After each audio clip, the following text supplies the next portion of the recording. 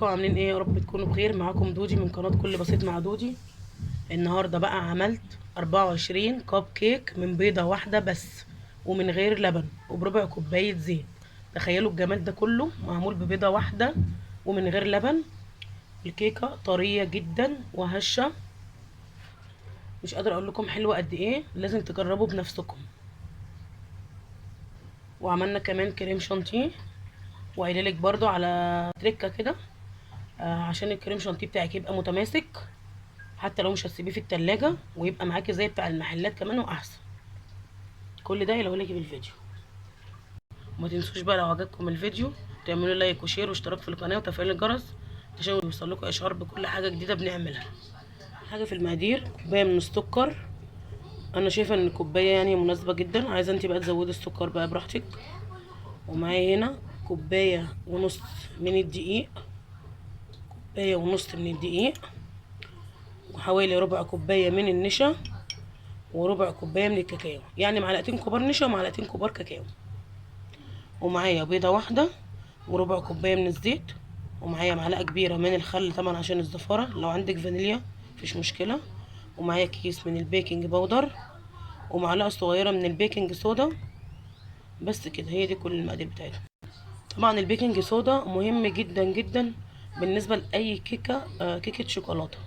ليه؟ لان هو الماده الرافعه للكاكاو، لان الكاكاو ده تقيل جدا، فمحتاج ماده رافعه كويسه. بالنسبه للدقيق طبعا بنحط البيكنج باودر، والكاكاو بنحط بيكنج صودا. لازم البيكنج باودر بيكنج صودا في اي كيك شوكولاته. قلب كده بالمضرب، المضرب اليدوي عادي جدا. حابه بقى ان انت تحطي في الخلاط مفيش مشكله، بس انا بحاول ان انا اسهل عليكي يعني. اهو.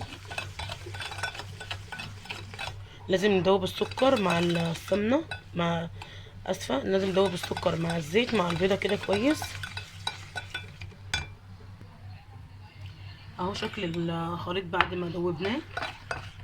هنعمل ايه دلوقتي؟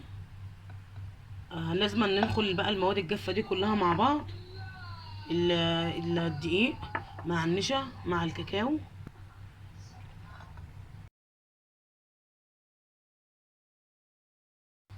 ودي بقت كميه الدقيق،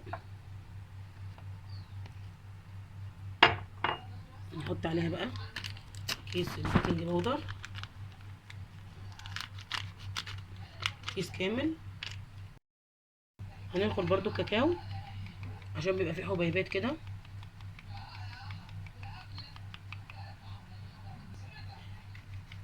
بصوا الحبيبات اللي بقول لكم عليها لازم أن يكون الكاكاو خام، كاكاو اسباني، هو ده اللي هيخلي الكيكه بتاعتنا حلوه كده وغامقه. هنقلب كده المواد الجافه مع المواد السائله بتاعتنا. طبعا هتلاحظوا ان الخليط تقل، احنا ما حطيناش لسه لبن ولا حطينا اي حاجه غير الزيت بس.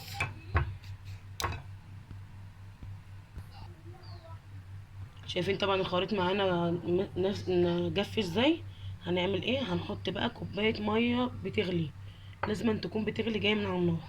بسم الله. طب دي مش هتبوظ البيض يا دودي؟ لا بالعكس، تخلي الكيكه هشه جدا جدا جدا. هنقلب بقى الحاجات الحلوه دي كده مع بعضها. بسم الله. هو كوبايه واحده، وطبعا انا قلت لكم قبل كده ان الدقيق بيختلف من مكان لمكان، لو احتاجته تاني ممكن تزودوا مفيش مشكله، بس انا شايفه ان الكوبايه دي كويسه. نقلب بقى الخليط ده كده كويس قوي قوي مع بعضه. وده بيكون شكل الخليط بتاعنا اهو.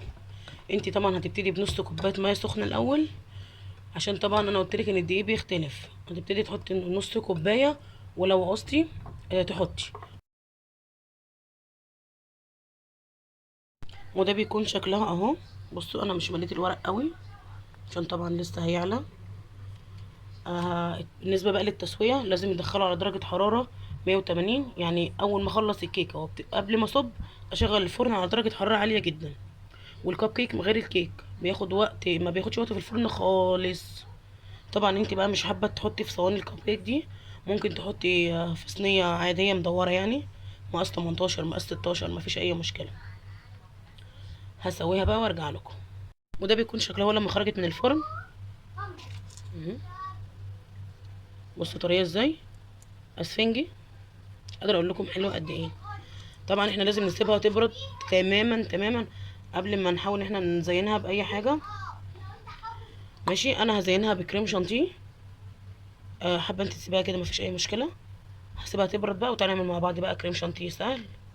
وهقول لك ازاي يطلع متماسك معاكي زي بتاع المحلات. بالنسبه بقى للكريم شانتيه، انا معايا هنا حوالي ربع كوبايه كده من السكر، ومعايا نص كوبايه من الكريم شانتيه الخام مش محلى. وهقول لكم بقى على السر اللي هيخليه متماسك زي بتاع المحلات بالظبط. هتجيبوا جيلاتين، جيلاتين نباتي من عند بتاع مستلزمات الحلويات. هتقول له عايزه جيلاتين اللي هو بتاع الحلويات، اللي هو بتاع التشيز كيك والحاجات دي. هتجيبي معلقه كبيره وتدوبيها في ربع كوبايه كده من الميه. ده بيكون شكله اهو بعد ما دوبته. وطبعا هنحط نص كوبايه ميه ساقعه. طبعا السكر اهو انا بقى هبتدي احط عليه الميه، ولازم ادوب السكر كويس جدا. لو عندك سكر بودر مفيش مشكله. هدوبه انا بقى عشان صوت المضرب وارجع له. وده شكل السكر اهو بعد ما دوبته. هحط بقى الكريم شانتيه بسم الله، وهنزل بقى بالجيلاتين اللي انا دوبته ده. طبعا انت لو حابه بقى في المرحله دي تحطي عليه مقص الشوكولاته وتضربيه تاني، حابه تحطي كاكاو خام مفيش مشكله. بجيبه برده من عندي مستلزمات الحلويات. انا هحط كده نقطه كده، ده لون احمر عشان يديني لون بينك. هضربه كده وارجع له. وده بيكون شكله اهو بعد ما ضربناه. هو جاي في الكاميرا فاتح بس هو بينك يعني. هنعمل ايه فيه؟ انا معايا كيس حلواني، هفضي فيه الخليط بتاعنا ده عشان اقدر ان انا ايه ازوق بيه الكب كيك بتاعنا. ما عندكيش كيس حلواني مفيش مشكله، ممكن تحطي في كيس من اكياس التلاجة وتبتدي ان انت تزيني. انا معايا بقى الكب كيك اهو زي ما انتم شايفين، وحطيت الكريم شانتيه اهو في كيس الحلواني ده. انا مش عندي كيس بلاستيك، ده كيس قماش يعني بيتغسل. هوريكم بقى هزينه ازاي. بسم الله، طريقه سهله جدا اهو. بس كده. ايه رايكم في الجمال والحلاوه دي؟ اعمل معاكم واحده كمان اهو. بسم الله، بصوا قد ايه الكريم شانتيه متماسك مع انه ما حطيتوش في التلاجة. بسم الله، بصوا الجمال والحلاوه. بصوا هوريكم هنعمل فيه ايه دلوقتي، وهكمل انا باقي الكميه. ده فرماسيل ملون اهو. حابه بقى تسيبها كده مفيش مشكله، حابه بقى تدلعي نفسك بقى وتدلعي الولاد، نحط كده شويه فرماسيل كده على الوش. يا سيدي يا سيدي على الجمال. شفتوا الدلع؟ تقدري بقى تعمليها في العيد، تقدميها لضيوفك في رمضان. يامي يامي، حلوه قوي، خفيفه جدا. يا رب تكون وصفتي عجبتكم ونالت رضاكم. ما تنسونيش بقى باللايك بتاعكم الجميل. لكم مني احلى وصفه وليا منكم احلى لايك. مع السلامه.